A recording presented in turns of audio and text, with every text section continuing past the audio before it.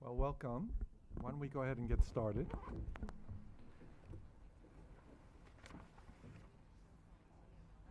So welcome everyone, and thank you for joining us today. My name is Philippe Benoit. I am an adjunct senior research scholar at the Center on Global Energy Policy, where I run the Energy for Development program. Women in developing countries have a distinct role in leading a global energy transition, one that improves access while promoting social and environmental goals.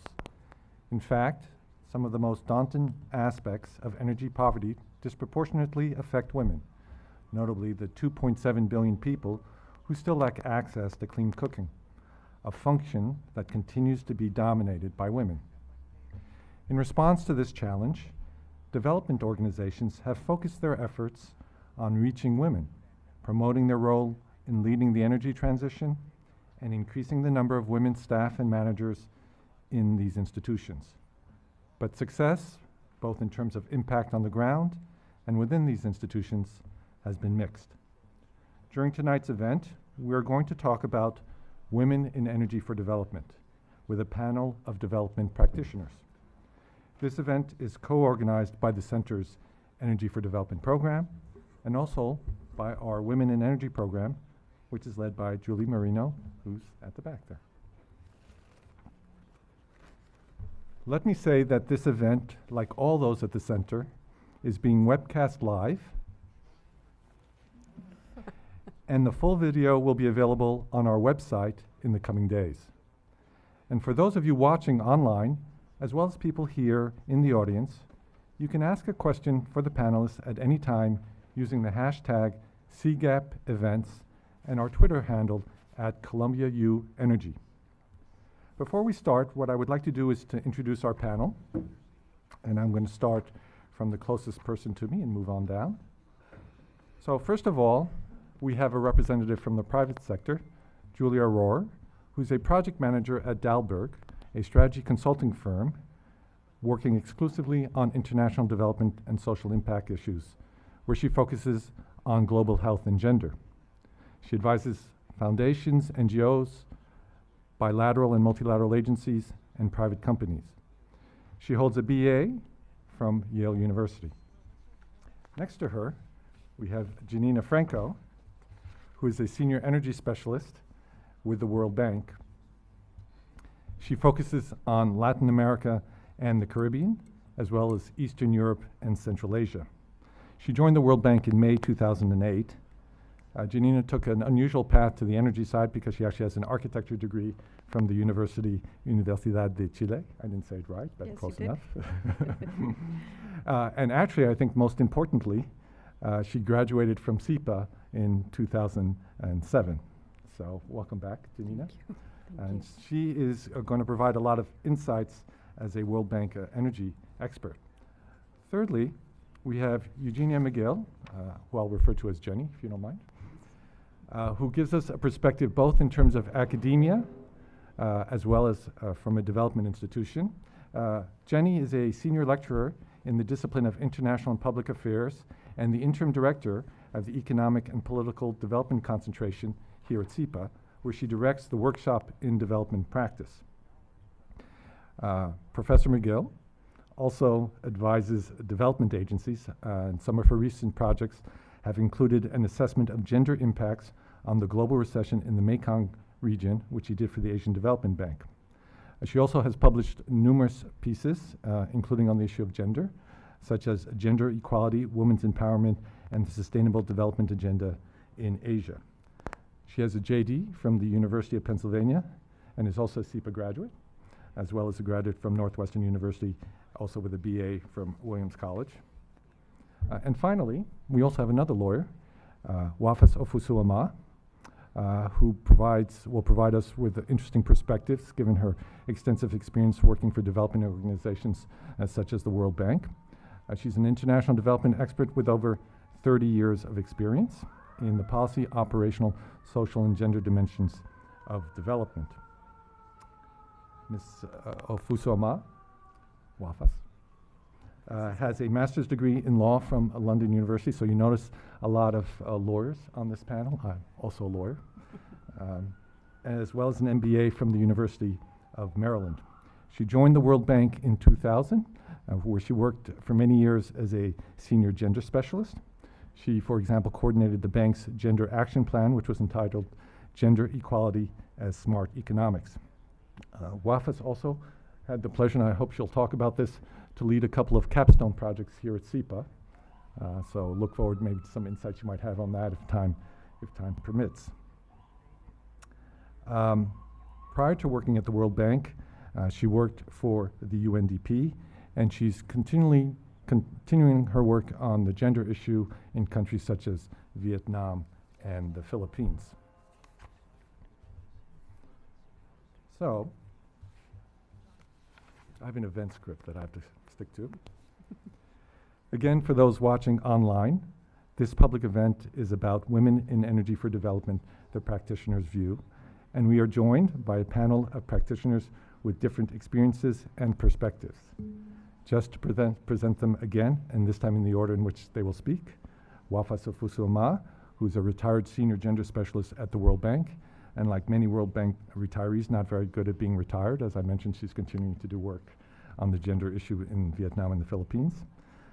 Then Professor Eugenia McGill, senior lecturer in the discipline of International and Public Affairs and the interim director of the Economic and Political Development Concentration at CEPA, will speak, followed by Janina Franco, senior energy specialist, Latin America region at the World Bank, and finally Julia Rohr, who's project manager with Dalberg Advisors. My name is Philippe Benoit, and I will be moderating the panel.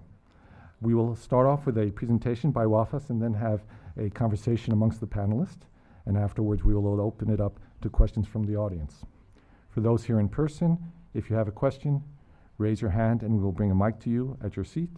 For those watching online, again, you can use the hashtag CGEP events and our Twitter handle. I'm sorry, I always laugh at these things. Hashtag handle, Twitter handle, at Columbia U Energy to ask a question. Wafas, please.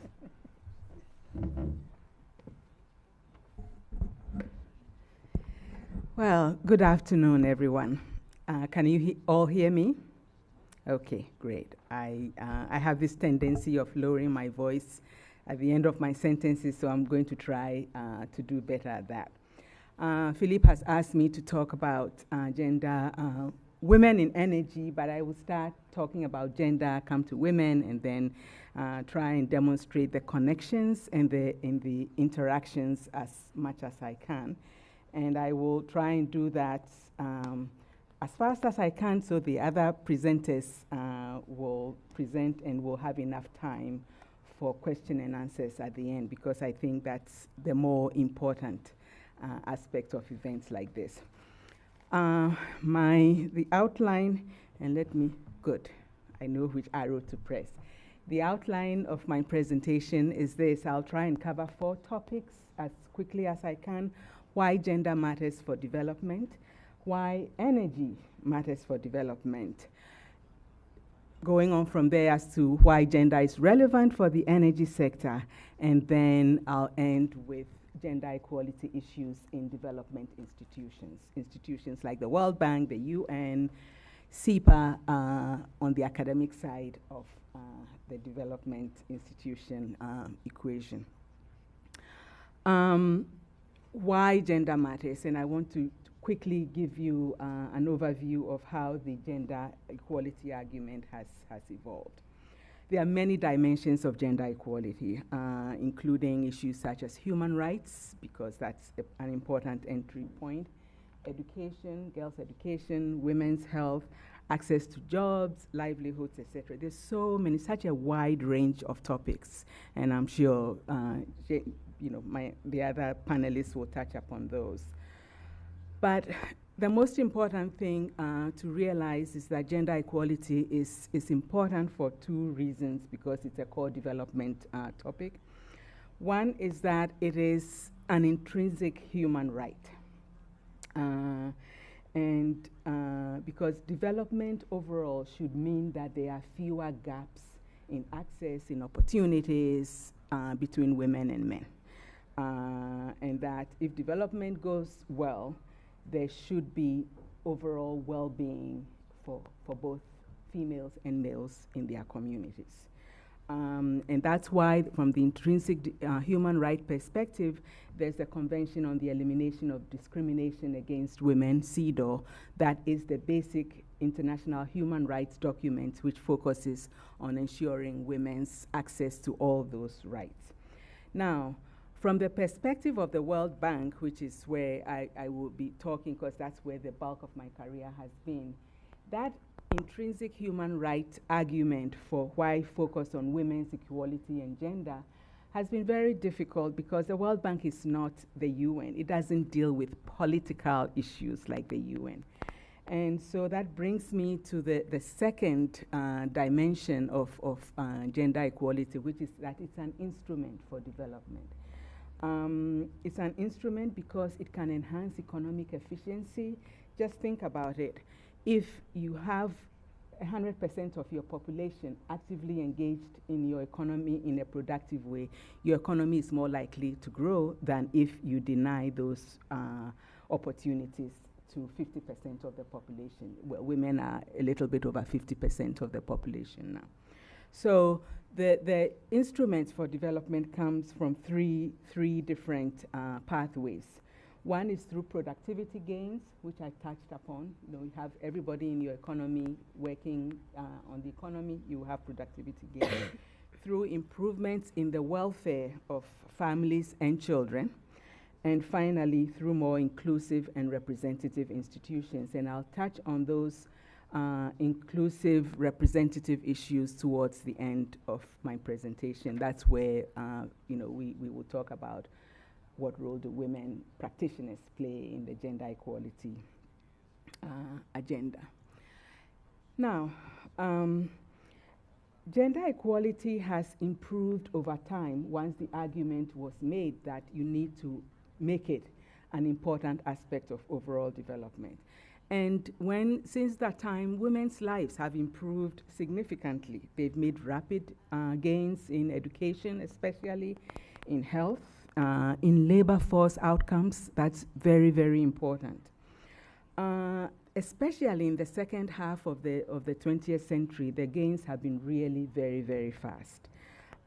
Improvements in women's development or gender equality that took developed countries like the US over 100 years to achieve, for developing countries, that pace of development has been faster. And it continues to accelerate. For example, it took the US over 40 years, between 1872 and 1912, to improve girls' education from ages 6 to 12, from 58% of the population to 88%. Took the US 40 years to do that. Now, Morocco achieved that in about 40 years. And I give that example because it shows, if you are able to show the evidence, use an evidence-based approach to make the argument about why it matters to focus on a particularly complex development challenge, other countries are likely to absorb or adopt that. And what this chart shows, that while it took the US 100 years for the total fertility rate to drop from 6 children to less than 3, it took India 40 years, and it took the Islamic Republic of Iran about 10. So arguments like that on fairly simple, the education and the fertility issues are fairly simple gender equality challenges. They are more complex ones, but on these basic ones, the arguments help other countries sort of accelerate their growth. But the progress has not been even in all dimensions, in all countries, and in all regions. For example, the likelihood of women dying in childbirth, which is a gender issue, a women in development issue, is much, much higher than it ought to be still in sub-Saharan Africa. And it's still comparable to that likelihood in Northern Europe in the 19th century. So there are still many gains that need to be done. the important thing to realize is that gender is very much embedded in culture and traditions. And so it takes a while for some of these arguments to take hold, first of all. And secondly, some of the changes are very gradual. And they are not only are they gradual, but they need to have solid evidence for policymakers to take those into consideration and to incorporate that into development policy overall. So that's a quick background on why gender matters for development. Now, next one is on energy. Why energy matters for development. And, as I say on that slide, energy is a vital catalyst for economic and social development. In the same way that gender is. Access to energy is seen as vital to wider social development, better health, education, etc. Philippe has mentioned that there are almost 3 billion people without access to modern household fuel. There are over 1.2 billion people without access to electricity. So that that really puts the brakes on development and better participation in the economy. And so many aspects of daily life can be improved with good, reliable, solid access to energy sources in all its forms. You are very familiar, well, most of you here are very familiar with the energy ladder, which is what this slide shows.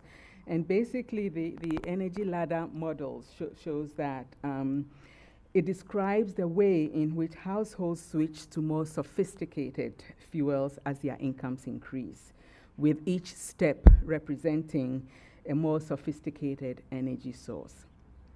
Now, it's really not a stepwise ladder as it shows there. There's sometimes considerable stacking. People would like to have available to them multiple sources, so that again, if there's one is not very reliable or one is not affordable, they can switch back and forth to the other. So the choice of fuel is affected by many more factors than just income. But basically what this shows is that the least attractive and the most high polluting energy sources are at the bottom of the ladder, and the more sophisticated and cleaner ones are at the top there. And I think that describes very clearly, for me at least, who's not an energy specialist or an engineer, and that describes very clearly what the connections are to energy and development. So my third point is why gender matters in the energy sector. And it does primarily because of women's and men's different roles. Especially their different roles in 3 very important domains. And one of the important things one does working on women's development issue is to try and separate the different domains in which women and men operate separately in their communities. First is the household level. And in the household level, because of women's responsibilities for cooking, for gathering fuel, for childcare, and all of those household domestic chores, access to clean energy is very important. If the energy source is not very clean, it has impacts on health. If it's not reliable, it can have impact on education, and especially time poverty. Just think of it in rural areas. If a family and the females in the family have to spend multiple hours a day either looking for fuel wood or fetching water or doing those energy-related activities, they end up being time poor. Time poverty is a very important one.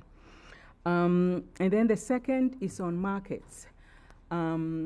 If there is women who want to participate in the economy, who want to run small businesses, who want to improve their productivity as business women, as income earners in their families, access to electricity especially becomes very important. And access becomes important also because many of women who are running their small businesses are in the informal sector. And so they may need financing opportunities to be able to access, pay for electricity, or to buy natural gas tanks to run their cook stoves, etc. So there is a gender connection to the market side of gender equality. And then the last is the community aspects, impact on time savings, the ability to form small businesses and cooperatives and run those cooperatives well, and overall agency. Agency being their own ability to make decisions for themselves. And that's a huge topic which I will not be able to go into today, but that agency is so important because it's decision-making over your own life, whether you engage in business or whether you stay at home or whether you go to school or whatever. And that comes with some responsibility as well as some risk as well, but it's important to, for women to be able to have that opportunity to make the choices themselves. So I'll just give one example of the community level, and that's access to labor-saving mechanized services such as water pumping and milling. And I give those two examples, water pumping and milling, because those are the two energy-related domestic or community activities that really sap or act as a drain on women's time. And women can really save a lot of time if they have good, reliable access to these energy savings devices.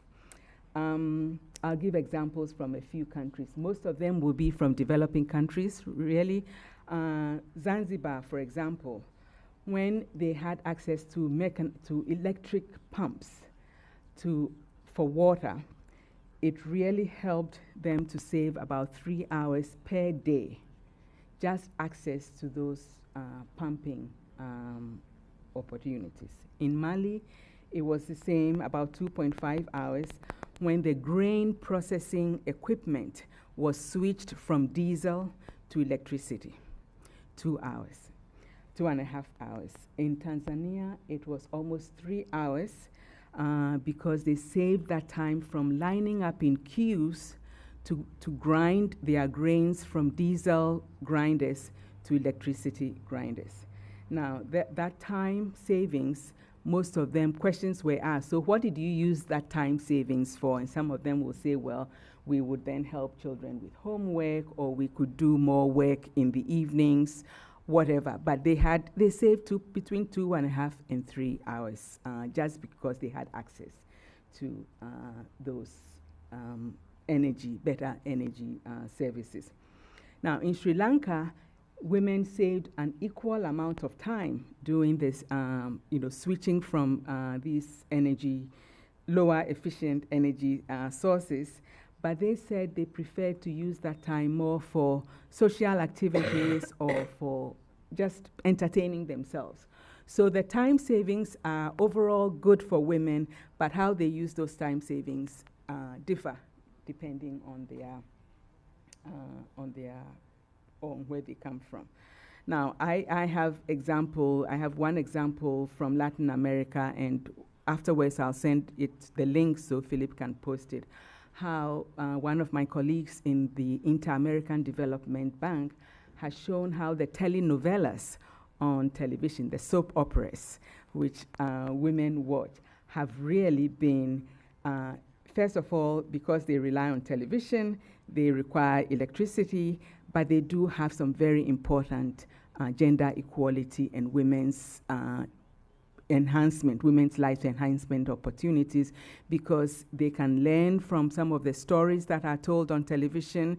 There are public service messages about health, about education, about childcare, about violence against women and how to deal with it. So there are many benefits as well. And recently I was in Ghana, where I come from, and I was at a beauty parlor having my nails done, and I kept watching the television. There was something wrong with what was on the television, but many of the women there were talking and, you know, interacting with what was going on. And finally, as I kept looking, I realized it was a Bollywood film, but dubbed in the local Ghanaian language. And the commentary that would come on from time to time was about violence against women and how men shouldn't be treating women that way. So this is an intercultural activity, but giving the same message about gender-based violence, and people can share that information. And that was possible only because they had access to television there. So there are many, many benefits. That example is just to show the benefits of that. Now, what are some of the gender and energy interactions? I've given a few already, but I just want to touch on a few and give you examples of ways in which those of us who work on gender and development do not immediately think about the energy dimension of it. Household energy being one. We always talk about the health, the cooking, etc. But one of the things relating to electricity is that women may have limited decision-making power as to whether their family can connect to the grid, because they may not have the money to be able to pay for it. We always talk about lack of decision-making as a gender equality issue, but we don't usually connect it to decision-making as to electricity use in the household. Second, electricity access. Again, same grid or off-grid. Poor female-headed households, for example, and there are a lot of those poor female-headed households in most of developing countries. They may not be able to afford connecting to the grid, and so their poverty would increase over time. Renewable energy. We talk about women having less access to information. Women are usually not educated. There's always an education gap in most developing countries, and we talk about that a lot. But we don't make the connection to energy, because if women do not know about renewable energy sources, they will not be able to advocate for them or use them. So knowledge is a very important aspect of that. And then energy efficiency. We always talk about women's roles in the household, and women are the managers of the household. They manage the food, the children's time, and all of that. But because they are managers of the household, they are in the position to monitor and manage electricity use within the household. That can be harnessed to push for and apply energy efficiency within the household. And then large energy infrastructure, and this ranges from the transmission, the distribution, etc. We don't think of those connections, but there are issues like display when you're building a dam and a hydropower project and transmission lines, etc. There are issues like displacement. There are issues like resettlement, loss of livelihoods, job creation, benefit sharing, land titling, influx of migrant workers, which may impose the risk of sexually transmitted diseases, and mostly men's exposure to hazardous work. Each of these are real gender equality issues. The main issue, the main one I want to highlight is land titling. Land titling is one of the areas of gender equality we work on a lot, because women usually do not have. There are many laws which prevent women from having access to land or owning their own land, but even if they do, their title is in their husband's name, etc. So imagine a situation where there is a resettlement and you need to show your title to the land, so you can be resettled somewhere else because a transmission line is being built. If you don't have access, you cannot prove your right. So these are some of the connections to large energy infrastructure. And then finally, electricity tariffs and demands. Again, we don't think of that as having a gender dimension, but women have different preferences to when they use electricity, different impact on the time and use, etc. The timing, or the tariffs and the timing of peak demand and pricing of those things can all affect the way women can use the electricity, whether they can use it in the peak hours or not be able to use it at peak hours and all of that. So, and whether they can get discounts and what subsidies governments can impose so that they can help the poorer people in their communities. So these are some of the general energy and gender interactions. I've gone over them very, very quickly, but I've tried to highlight what women and development or gender issues focus on without linking it to the energy sector. But when you bring one example of the energy sector in there, it really highlights what the connection can be. So let's now come to the key elements of the World Bank's approach to gender equality and women in development generally. In the 1990s and early 2000s, the bank's approach was very much focused on, let's look at things from the country perspective. Let's not try and cover everything. So the starting point was to prepare a country-level gender analysis. It's very comprehensive analysis, but at the country level. So take a big country like India and just see what are the gender issues there.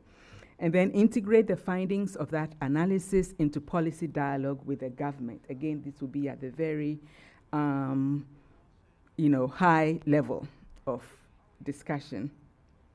Then identify a few sectors and themes where gender responsive actions can be incorporated into the World Bank's work, and that we call the selective gender targeting. And then finally, selectively mainstream gender into the operations, priority operations. So we had very comprehensive analysis, but then you picked a few, and guess which few sectors we covered? Education, health, agriculture, mainly. And, because first of all, remember the World Bank is a bank. So countries have to be willing to borrow. And will they borrow for other things? They'll borrow for education and health. So it worked that way.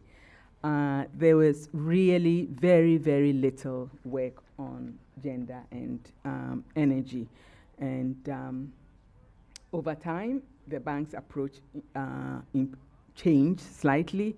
As Philippe mentioned, in the early 2000s, I worked with CEPA on a Capstone project, 2 Capstone projects. One was on gender and energy.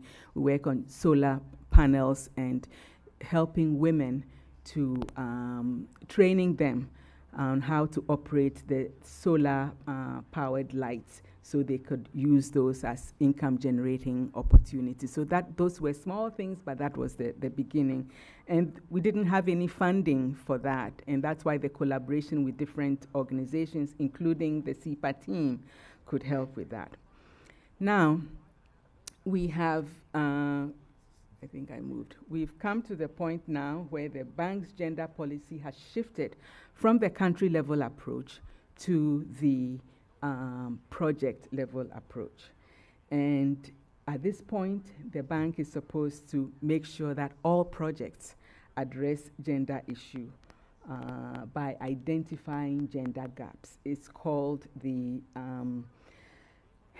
gender gap almost mapping process. Every project is supposed to first do a comprehensive analysis to identify gaps between women and men, whether in access to resources, access to education, access to health, whatever the situation is, but they should identify those gaps in outcomes in that particular sector that the project is supposed to be addressing. The second step then is to identify gender-responsive actions in addressing those, and then have indicators to set indicators so that 4, 5, 6 years from now, when the project is over, they can measure what the changes have been. So it's a requirement now to do it. And many regions have asked for 70, 80% of new projects to make sure they have those. Last point is what are the issues of women in development institutions, and those are some of the reasons. It's a matter of efficiency and equality. It's a matter of diversity and representation, because women and men have different experiences. They bring different perspectives into their decision making, and a better balance of them at all levels will mobilize different perspectives to address the development challenges. And the focus should not only be on numbers and quotas and having a certain percentage of women in senior decision-making levels. It really should be complemented with recruiting, grooming, mentoring, and coaching.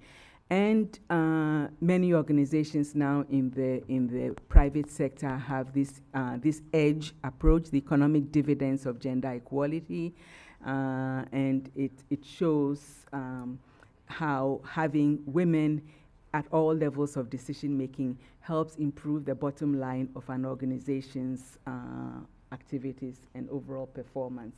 And the EDGE program is now a certification. Many organizations now go through the EDGE certification, including the World Bank and the Asian Development Bank and UNICEF. So I will stop there, and I'll give some more details and examples when we come to the question and answer session. Thank you.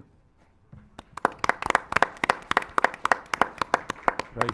Thank you, Wafas, for that very comprehensive overview of the issue of women in development and how it has evolved over time.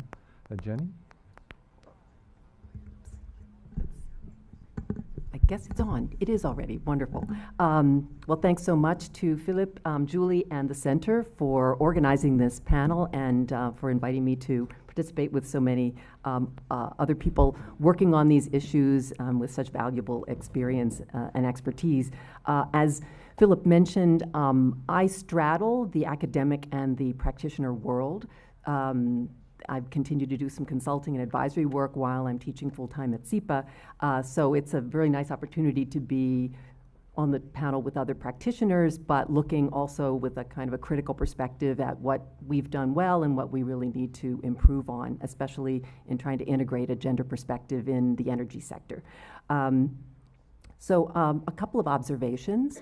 One, and this hopefully will just reinforce the many wonderful comments that Wafas already made. In my view, there's no such thing as a gender-neutral project in the development space. And I would challenge anybody. There may be a couple where it's debatable, but I would say any development project or initiative that involves people will have gender issues embedded in it, and they may not be as obvious. And I think, as Wafas pointed out, in the hard sectors, these are the sectors where those of us working on gender issues have sometimes found it most difficult to persuade the specialists and sometimes to see the gender issues, especially if we're looking at a large infrastructure project. Easier in health, education, agriculture, where we're working directly with people. But I would argue that any development intervention is intended to bring about some kind of change, and if it's change in people, then it's going to change gender relations. And some of those changes we can anticipate, many of them we can't. So I think some of the learning from research and evaluations of projects, even projects that intended to have positive gender benefits, is that it's important not only to do the upfront gender analysis that Wafas had mentioned, and that most development organizations have now included in their procedures, but also to do monitoring, because often those unintended consequences only come to light through gathering of data and at least as importantly, consultations with the people who are being affected by the programs. And hopefully there's enough flexibility in the way these projects have been set up that there's some room, some opportunity to make mid-course corrections to address any unintended negative consequences that may come about. So at a minimum, we should be looking to do no harm in whatever kind of development interventions we're pursuing. WAFIS actually mentioned some of the potential negative harms in the energy sector, especially in large infrastructure projects. And there is now quite a lot of research from evaluations and from research that academics and nonprofit organizations have done, and community organizations, on the negative consequences, especially of large dam projects, especially in the area of resettlement, where there wasn't effective consultation or there wasn't effective follow-up monitoring of the resettlement plans and the implementation of those plans. And in particular, women tend to not be included in those consultations, or opportunities are missed to include women in the consultations, and therefore there, depending on the project, there's evidence of a lack of attention to women's livelihoods. So there is attention to trying to restore the livelihoods of men in resettled communities, but lack of awareness and then attention to the livelihoods of women. Also, if women are not involved in whatever decision-making or accountability mechanisms are set up in the newly resettled communities, there are also opportunities are missed, and the concerns of women may not be sufficiently addressed.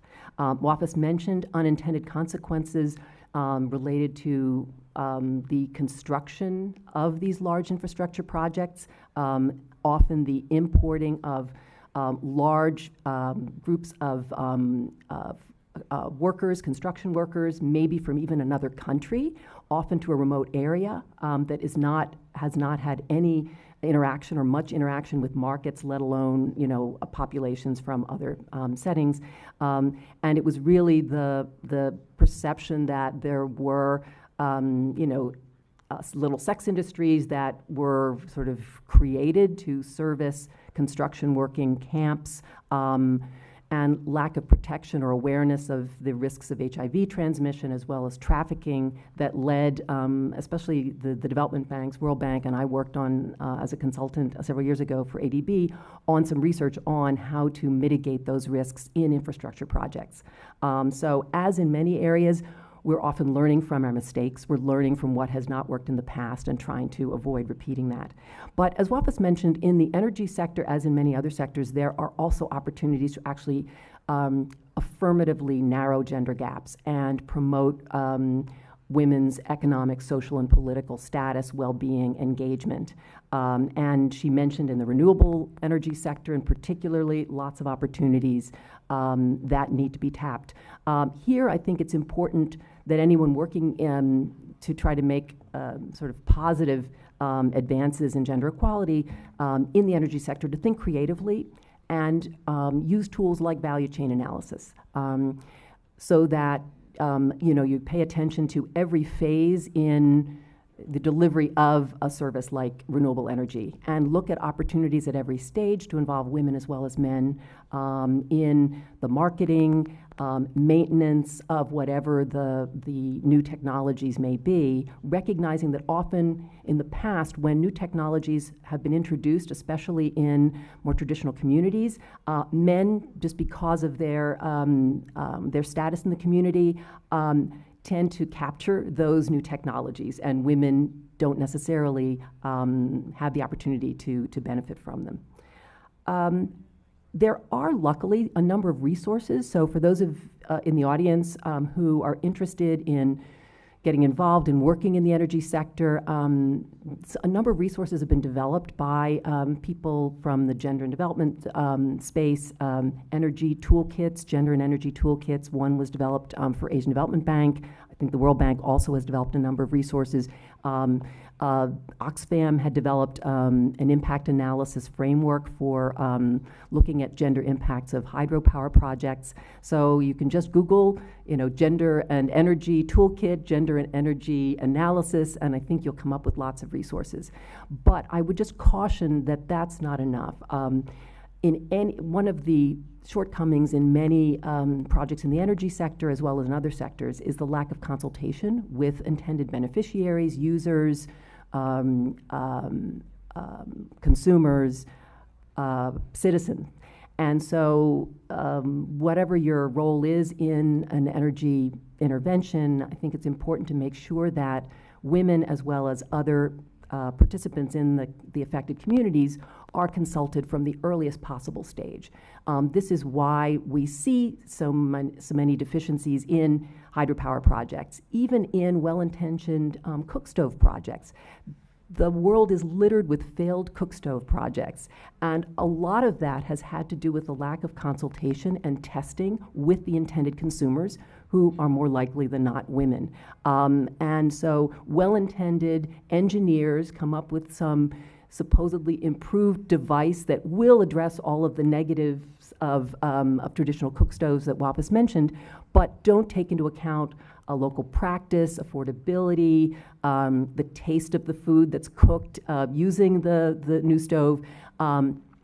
On the other hand, there have been organizations, I'm thinking of SEWA, the Self-Employed Women's Association in India, that have worked with their members to test improved cook stoves, solar lanterns, often using locally available materials and using creating employment opportunities for women as well as men in communities to be involved in the construction as well as the maintenance and selling of these stoves. So there are benefits to be had, but it really depends on the extent to which gender analysis is done to understand the context, what the gaps are, and then effective consultation with the intended users, especially women. I would note in sort of at the end, looking ahead to trends, and this is something that we may want to talk about further, people may be interested in the discussion. One of the concerns I have, having been involved in development bank projects and looking at trends in the way development projects are financed, there are a couple of trends that actually present challenges to those of us who are interested in social inclusion and gender inclusion in particular. One is a trend toward results-based lending or results-based funding of projects, where there is actually very little space for consultation in advance with users, citizens, affected communities. The other is in the privatization of especially large infrastructure projects and increasingly the financialization of those projects. And I think we have someone from the private sector on the panel who may be interested in addressing this, but looking, for example, at trends in dam projects in the Mekong, there are now financial incentives to develop very sophisticated financial structures to fund the construction of large dams, but then there's very little accountability when anything goes awry. There was a dam collapse in Laos recently, and when investigators and journalists looked at the financial structure that owned that dam, the government owned a very small percentage of it. The rest of the equity interests had been already traded on stock exchanges, and so as a result, when something went awry, there wasn't accountability, but also in the design of those projects, there had been very little consultation, and there was actually an incentive to try to build these projects as quickly as possible because the funders could then sell their shares and make a profit and walk away. So I think this kind of a trend, especially in the way large infrastructure projects are funded, just presents challenges for all of us to think about more creative ways to engage with governments and also with the private sector entities that are involved in the financings to ensure that some standards around social and gender analysis and consultation with affected communities can somehow be preserved. And I'll end it there. Great. Thanks a lot for those interesting insights. So Janina, we'll turn to you, but before we turn to you, actually, if you look out at the audience, Janina, maybe if the audience looks at itself, so you work at the World Bank. Yes.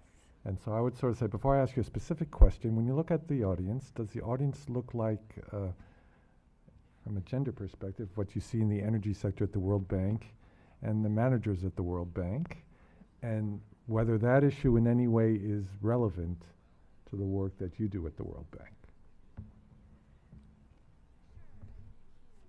I don't know. You're on. Okay, I'm on. Well, in fact, it doesn't really resemble what we usually see in a practitioner's world, no?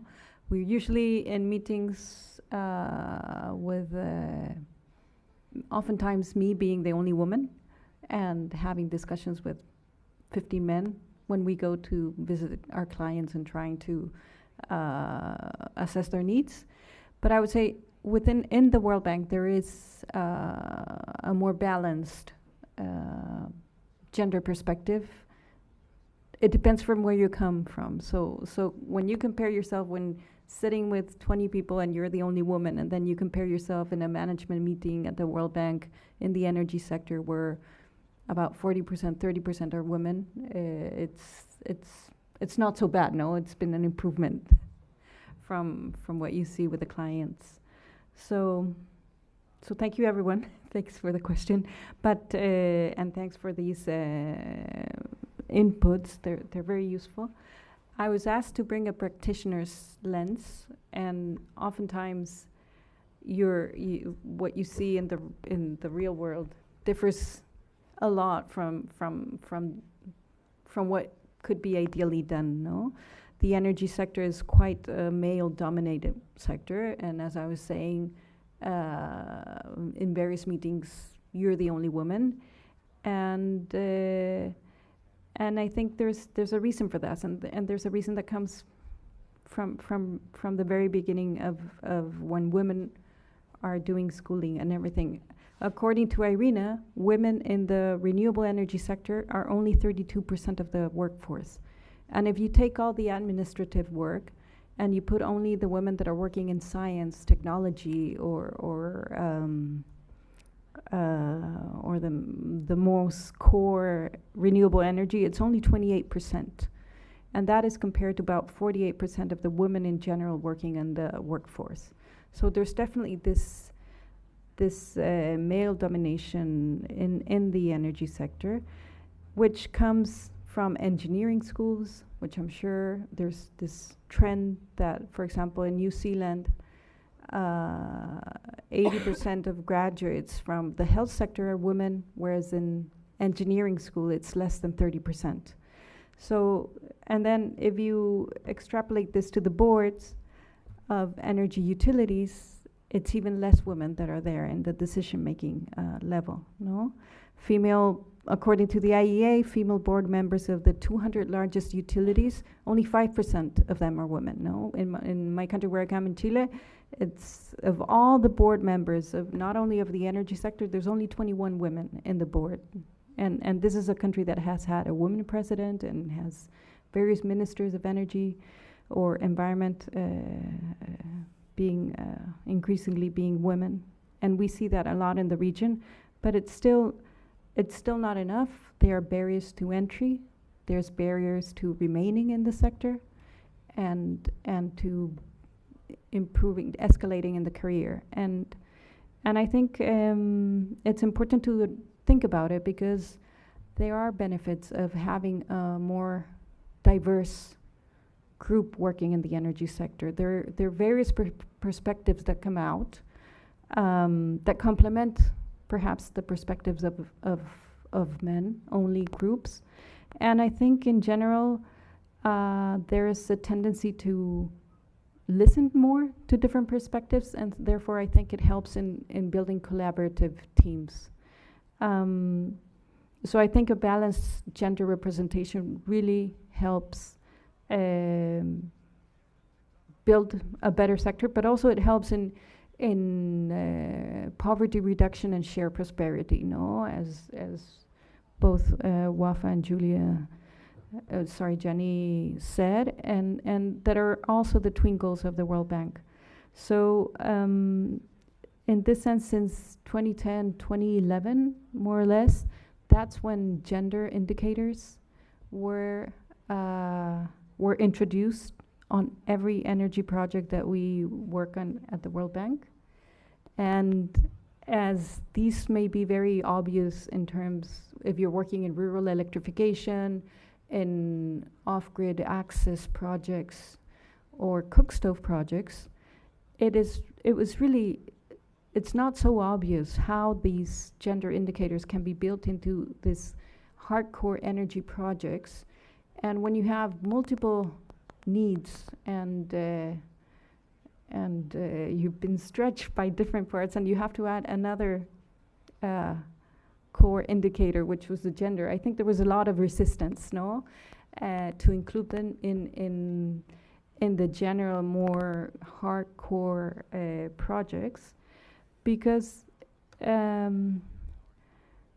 obviously it's more that you have to do, no, with the same, but also because the benefit was not that obvious. And I think now with time, more than about 8 years after that, I think we can see these toolkits. We've worked a lot with various colleagues, with you, with different colleagues in the energy sector to try to understand what are the benefits or what could be incorporated as gender activities or subcomponents, sub-activities within projects in the distribution sector, in loss reduction programs, in transmission sector projects, in energy efficiency, and in generation projects.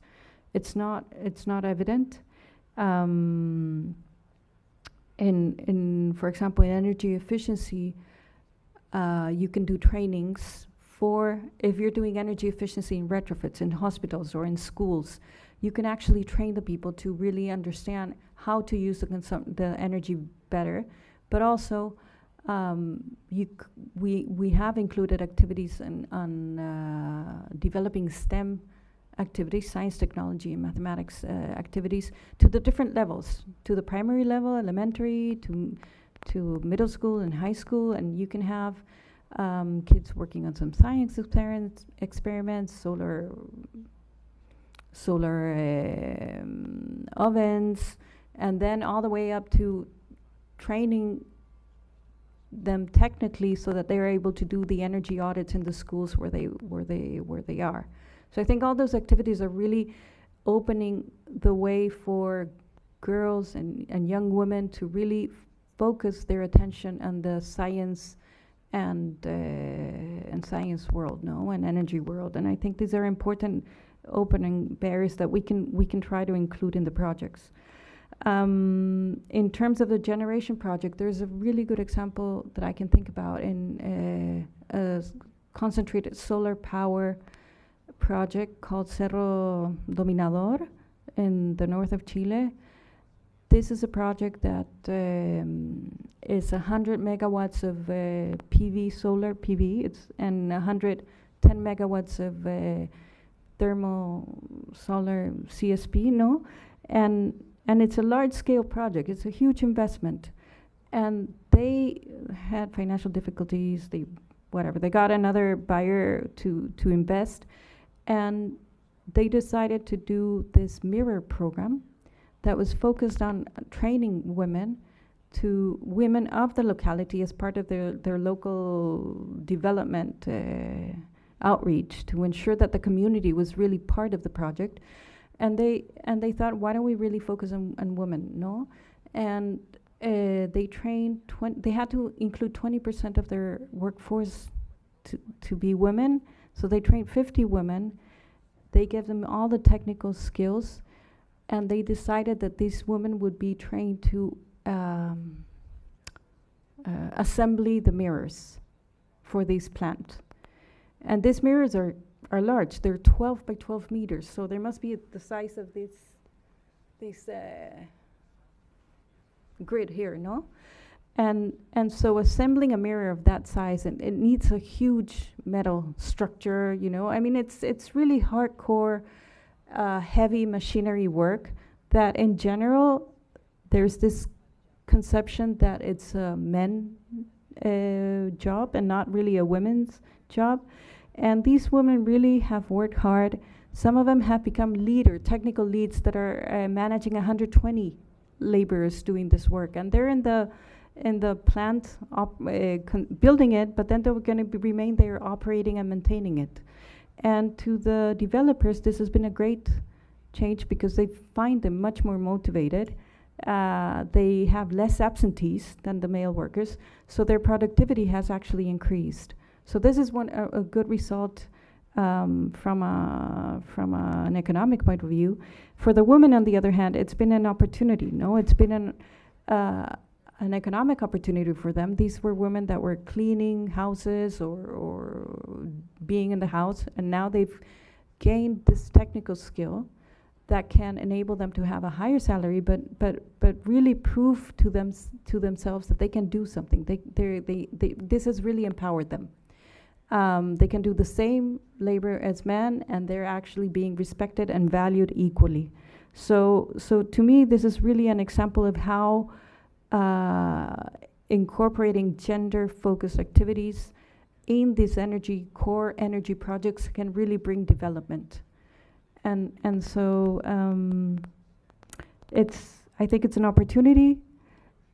If we want to work into this energy transition work, we really need to use the best human resources that we have. And sometimes the best is not being used because we're not really tapping into the women that are out there that can really be the useful workforce labor that is there at the technical level, but also in the decision-making level. I think oftentimes women are asked to take higher responsibility, decision-making responsibilities, and sometimes we don't raise our hands, or we say no because it's not, we believe perhaps we don't have the skills necessary, or it's not compatible with our families, no? So I think that, again, if we reach that barrier, we need to think about training opportunities, we need to think about flexible workspace, and we need to think a lot about mentoring, coaching, and grooming, as Wafa said, no? And this is important really because that's where we get out our best resources, be it women or men. Thank you. Great. Thanks a lot for that. We've talked a lot about, at various points, about the private sector, so maybe, Julia, you can give us some perspectives from the private sector.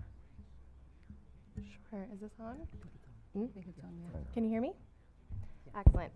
So I am the private sector representative on this panel. I'm also the millennial representative on this panel, so can offer a few perspectives from both in terms of gender in development outcomes and what I've seen and observed from across my client base, but also on what it's like to be a young woman working as a development practitioner today. And Wafis, I think, summarized really well the arguments for why we care about gender in development, right? It's twofold. One is it's the right thing to do, right? Women's rights matter, which I don't think I need to convince anyone in this room of. And the second is that it's the smart thing to do. We need it to achieve the SDGs, we need it to achieve the development outcomes that we care about. And there's also increasingly a business case, depending on the sector, for better serving women and creating products and services that better meet women's needs. And we are seeing, in some sectors at least, the private sector caring more about that. But there's a third argument that may seem very obvious, but that I think it's worth calling out, and I think Jenny spoke to this a bit, but it's that taking a gender lens to development won't happen on its own, right? And we know very well that women are disproportionately affected by the development challenges we care about, clean cooking, I think, being a prime example. And we also know that if we don't take an intentional and deliberate approach to incorporating a gender lens into our projects, women will be at best excluded, but at worst, will actually suffer some of the unintended consequences that Jenny spoke to. But despite this recognition, and I think there has been a recognition across development actors over the past 20 years or so that there is a need to take a gender lens, we're not necessarily seeing, as Philippe mentioned in the beginning, the progress that we would want to. And there are a number of reasons for that, but I think fundamentally it's that this is a really hard space, right? And gender is really hard, and part of the reason for that is that gender discrimination and gender bias are so embedded in development at every level of how we operate. And I'll take time poverty as an example, because Wafis brought it up, and it's something I've done a fair amount of work on. But if you think about the issue of time poverty, globally, women do 3 times as much unpaid labor as men do. So childcare, elder care, housework. In the energy sector, we see, in terms of household time spent collecting fuel and water, 90% of that is burdened by women. And that has ripple effects in terms of women's overall economic participation, their political participation, their ability to be in the labor force and in the various projects that my colleagues have mentioned. And it also means that we see fewer women in leadership at all levels. And that includes at the community level where their voices aren't necessarily involved in decision making. It includes at the government level and the ministerial level. And then it also rises up to the development institutions that many of the panelists work for and that I work with in my role as a consultant. And I think the challenge is that addressing some of these structural issues like time poverty and this discrimination that's really embedded at all levels of the system is hard to do. And it's not just about getting better access to time-saving devices, although that certainly helps, right? And it's not just about taking a better approach to collecting gender disaggregated data and gender disaggregated doing gender monitoring and evaluation, although those pieces certainly help as well. It's actually about fundamentally reimagining a system that devalues women and devalues their time and devalues the work that they do. And that's just a much bigger and harder question. And so I think addressing those kinds of structural challenges means that we certainly need to continue to take a gender lens into all of our projects. And I completely agree with you. There are no projects that aren't gender projects. And at Dahlberg, we start each of our client engagements internally by saying, are there gender dimensions to this project that we should call out to our client, and what does that mean? And what does taking a gender lens to this project mean? Even if the client doesn't necessarily think that they need to take a gender lens, we believe that they do. But there's also a need to pair sector-specific approaches to taking a gender lens, such as the ones we've been talking about in energy, with projects that actually specifically focus on women's needs and that take an integrated approach to thinking about their experiences, the gender dynamics that constrain their time, their decision-making power, their place in the household, et cetera. And we're actually not doing that as much today as we could be. So of, I think, $45 billion development dollars that were spent on gender programming in 2017, only about 10% of that was actually directly focused on women programs. The rest took gender as a secondary focus in these other sectors. And so I think the message there is that we need both. And because mainstreaming can be so hard, particularly in sectors like energy, I think it's much easier in health, which is where I've done the bulk of my work, because women are so clearly implicated in so many of the outcomes that we care about. But sometimes, as you mentioned, it's harder to draw that link. So alongside programs that take a gender lens into every single project, we do actually need more dedicated funding that goes to gender projects to actually start to address some of these structural issues. And we also need norms change. I think it's all about norms change at every level, so I'll say that a bunch. But we need norms change at the institutional level to make sure that there are incentives, accountability, and really that there's internal buy-in to making every project a gender project and to pairing that with women-specific or gender-specific approaches. And so that brings me to the second piece of this, which is on being a woman in development, and I'll just share some reflections from my experience. I actually feel incredibly lucky, especially sitting here with these panelists and listening to some of your experiences, in that I've very rarely felt like my gender has made it more challenging for me to be a development practitioner, even working as I do in the private sector. And part of that, I think, is because of the sectors and organizations that I've found myself in. But I think, or at least I hope, that it does represent a broader trend, and that the development field as a whole is starting to benefit from a recognition that you do need to have diverse voices around the table. And that's, by the way, not just in terms of gender, but also in terms of race, in terms of socioeconomic background, in terms of nationality, et cetera. And I was reading a study recently that at least among US-based development professionals working across banks, but also nonprofits, NGOs, foundations, et cetera, 44% of US-based development leaders are women, which isn't parity, but that's actually pretty good. That's much higher than I was expecting, and I think does reflect some of these trends and some of these changes that my generation, our generation, for many of you in the room, are lucky enough to be benefiting from. And it's certainly better than what we see in other sectors. So in tech, for example, I think 1 in 5 leaders are women, maybe less.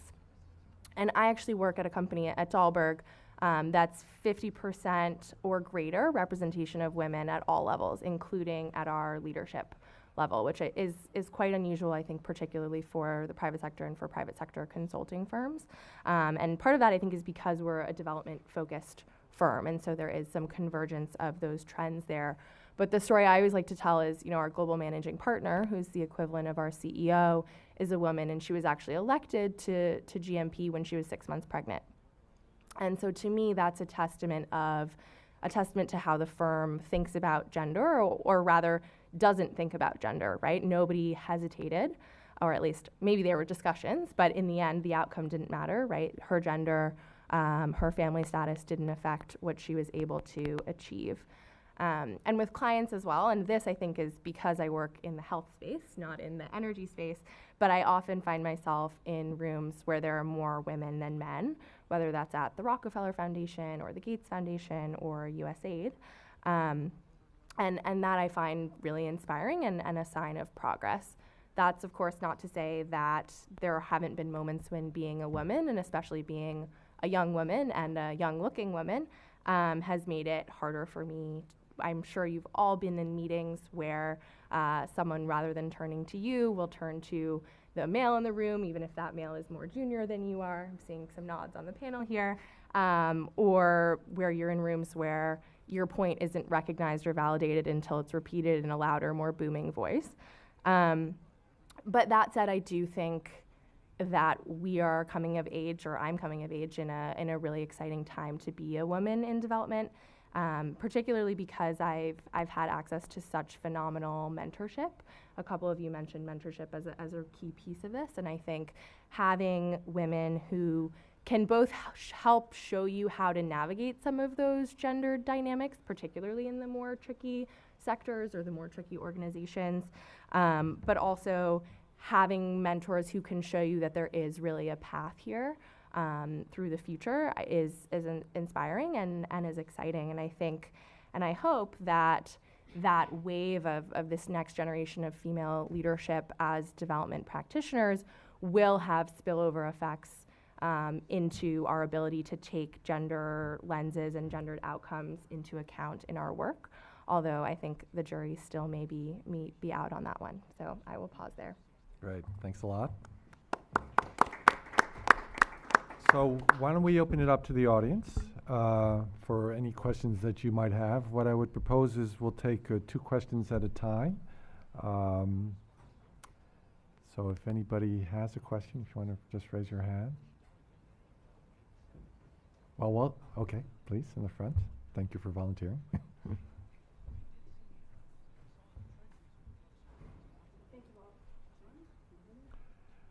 Is it on?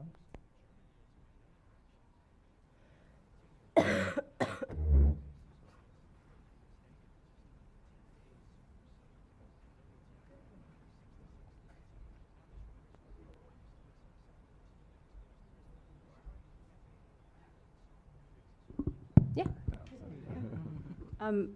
First of all, thank you all for your individual speeches. You've all identified kind of metrics involved with measuring gender equality in a number of projects. And my immediate question, because I come from the private sector, is you're seeing kind of a lot of energy impact funds coming to the market. Breakthrough Energy Ventures comes to mind. I think Emerson Collective is another. And to what degree is there ever an engagement from them to the developing institutions to promote gender equality across energy projects? Have those conversations begun, or is that something that you're looking to explore in the future? Great, thanks. Any other questions, or in the back? Hi, my name is Neha. I work at U.S. Bank in Risk Management, so this really is in my area of expertise in any manner, but I think we're at a very pivotal moment for energy with alternative sources and green energy coming in. Just yesterday we had Elon Musk say cars are gonna be similar to buying a horse in 10 years from now, and how would you think women at this point can tap this time where things are really changing. We have new organizations, we have new companies coming up, people being very aware of social issues such as environmental. So I would expect them also to be aware of gender issues. But at the same time, like the panel brought it up, women have over a period of time not had the same experience in education as men have. So how do we ensure that if there are a lot of engineers, they don't all get all of those positions? We make sure that women also get that as companies, as women, and as organization, or even to a larger extent, the government or the nation tap this opportunity. Okay, great, thanks. On the panel? You want to take the energy impact one? Maybe the first one, yeah. So on the first question about energy impact funds, I am not working directly myself in the sector. So I am aware, though, that the Green Climate Fund, for example, so a number of the multilateral funds that are looking to partner with private sector have their own gender action plans, and they are requiring their partners, I know this is true of the GCF, to in turn have some requirements in terms of gender analysis and addressing a number of the issues we've mentioned. So I'm not certain that all of these funds or potential investors are already motivated, but to the extent they're going to be partnering and tapping resources with some of the multilaterals that have a lot of experience and have commitments and requirements, hopefully that will be an incentive. There are also the equator principles, so in the private sector, and the women's empowerment principles. So you have a couple of codes of conduct effectively for private sector companies to be making commitments related to promoting gender equality. Hopefully some combination of those influences may be effective here, but I don't know if others on the panel have more direct knowledge of this. Alpha?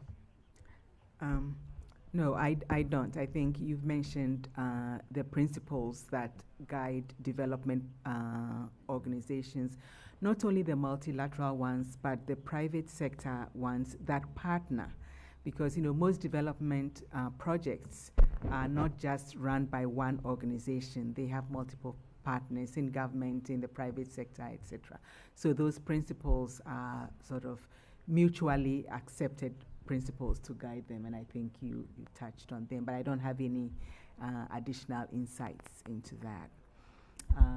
Julia? Yeah, I also can't speak to the energy sector in particular on this one, but I have seen overall across private sector investors, there's a new trend around gender-led investing and trying to figure out what that means, and a number of funds across the spectrum, from more impact-focused funds to more private investment, that are thinking about how do we incorporate metrics around gender into our portfolio. And that can be anything from guardrails to sort of a code of conduct, as you mentioned, to actually proactive measures, both of female leadership in the companies that they're investing in, as well as the outcomes or, promoting female entrepreneurship, having female-led firms, but also the outcomes that those companies are promoting.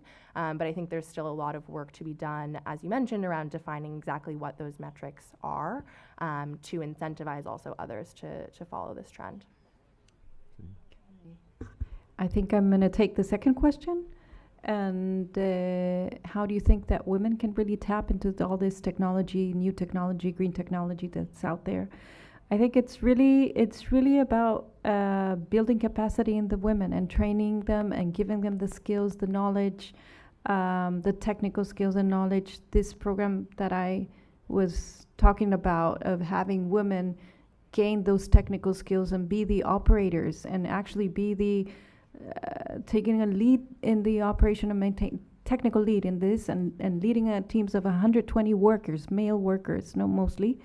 I think this is really how you build in that capacity, and as you say, that as we've all pointed out here, I think there's a disadvantage. It's not a level playing field, and I think we'll have to work more strongly in those in trying to bring those women there. But I also think that all this science, technology, math programs that you work with from schools, that will help bring women enter into this energy field, I think is also extremely relevant. Yeah. Over there, please. We'll take both of you.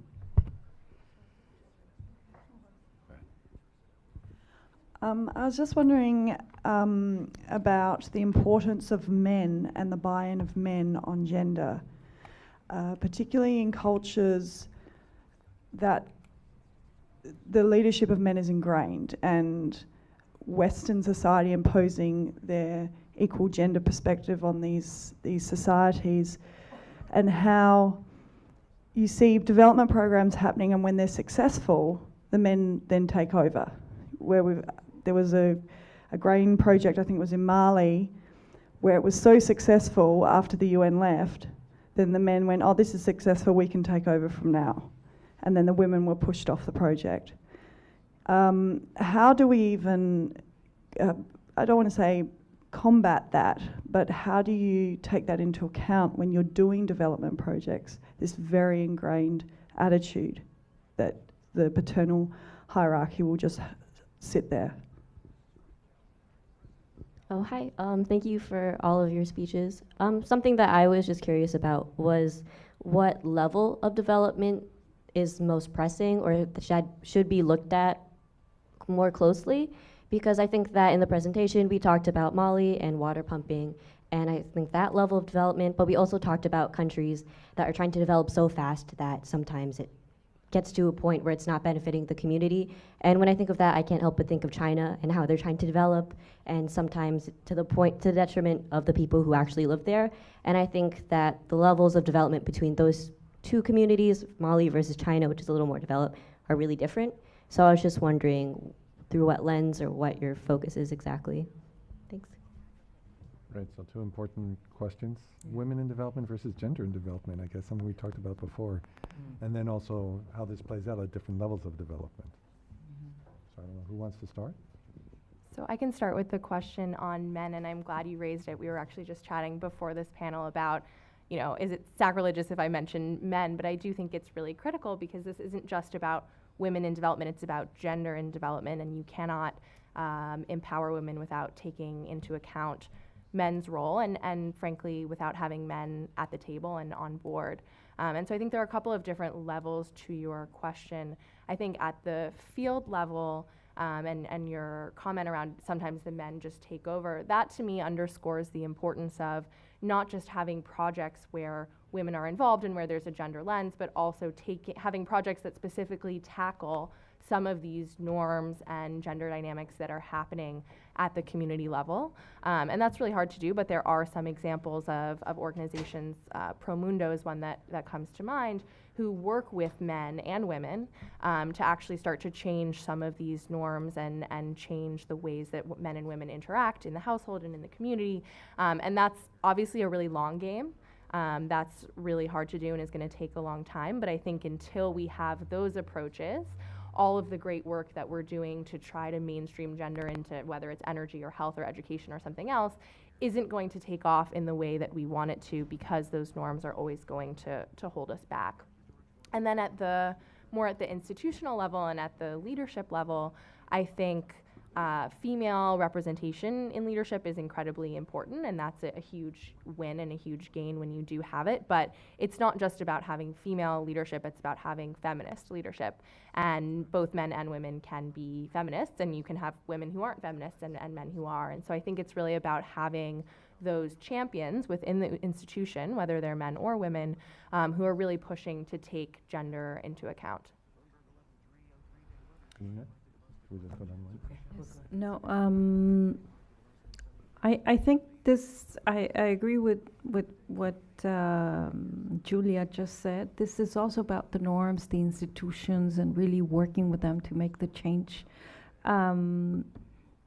I think this is a balanced gender approach. This is not only about women, and I think there is a relevance of men. And I think when that institutional norm change, men are the ones very much supporting this change of gender balance. At least this is what I've seen in the World Bank's management, where it's actually the male management oftentimes, no, that are ensuring that there are women in every shortlist and yeah. But I won't take it to the project level because I haven't seen that. Jenny Waffes, and also could we make sure that we touch on the issue of Yeah, maybe levels, levels of analysis. I'm not sure it's either or, because, development it's a complex phenomenon involving so many stakeholders, and in every country, Mali and China, you have change going on at all levels, and a number of drivers. So I think it's important, and when we're looking at gender, because that is such a complex phenomenon, any change has to be multi-sectoral, and change has to be happening at all levels. So and then the pace of change is not something that necessarily, a gender specialist can control, So I think it's important for us to be strategic in partnering with organizations or working within organizations that can try to have as effective, a role as we can in harnessing change, perhaps, helping to mitigate changes that seem to be taking a negative turn. And that can also involve working with journalists, to publicize, to document negative consequences, if there are negative consequences of some of these development interventions. So that would be my thought. Yeah, I think the other panelists have covered all the responses. I think on your question about how to prevent the men from taking over, looking at it from a gender lens is the most important thing. Early on, the focus was on women in development. So there's this thing in the gender community called the WID-WAD GAD. We are now at GAD. WID was women in development, where you go in focusing on women, and then over time we said, no, if you do that, you really isolate them and you end up with those problems. So women and development, that didn't last for long. When you focus on gender, that's when you are able to bring the different perspectives of gender roles, gender dynamics that she's mentioned, and then focusing on how to equalize the opportunities or how to narrow the gender gaps, because there are gender gaps everywhere. And then to come to your point about the different levels, gender is a very it's a very context-specific issue. What may be a gender norm in one country may be a completely different norm in another. Even across regions and localities in the same country. So that's why gender analysis and actually understanding what are the dynamics that are driving whether it's access or lack of access or education or whatever the issue is, one needs to understand it from that context specific and then design programs and activities and consultations and dialogues that really bring as many of those issues to the table as possible, and then taking the step from there. For a long time, as I mentioned, the World Bank was focusing on country-specific analysis, and when you're doing gender analysis at that very highly aggregated level, you really miss some of the nuances and the concerns and the constraints that may affect issues. But when you bring it either to the community level or to the sector-specific level, you are then able to identify certain, again, nuanced issues and access issues. And I use the word access a lot because that really is one of the biggest constraints. Women cannot access certain opportunities because they are women, and men cannot. There are a few areas where they cannot. And making sure that you understand those dynamics, which is why I really want to emphasize again what she said about consultations, because consultations around project activities at the community and at the local level really help you tease out all these very complex issues to address. So we're going to go over 4 minutes. At 4, I have some concluding remarks to make. I'm going to ask you all quickly to answer one question. You'll have about 30 seconds. Where do we go from here? But before we do that, Julie, I think it would be useful if you could just spend 2 minutes describing the Women in Energy program that we have, and maybe just refer people to some other materials that are related to that. So maybe why is there even a Women in Energy program at the center? Because we've heard the panelists, it's much needed. Women make up, like you said, at renewable energy, 32%. At more sort of traditional oil and gas, we're looking at like 15 to 20%. So you are missing an entire sort of swath of different way of thinking, different understandings that you can bring to solve the energy challenges of tomorrow. So we have our Women in Energy program at the center. We serve both students and professionals. We have we do public events such as this gathering. We do site visits to different energy producers in the area. We have informal lunches and meetings with women who work in the industry. We do company overviews where we take a group of students to a particular company for a more formal meeting with HR. They get to speak with the people who work in that organization. And again, really affording students the opportunities to see people who've come up the ranks just like them, who soon either were they're millennials or have already been retired, just exposing our students to the different parts of energy and also the different sort of women and their expertise and backgrounds that are in this industry. And I know we're a little bit out of time, so I will circle back to the panelists. Okay, great. So each have 30 seconds. We'll start with you, Wafas. We'll come down the panel. So where do we go from here?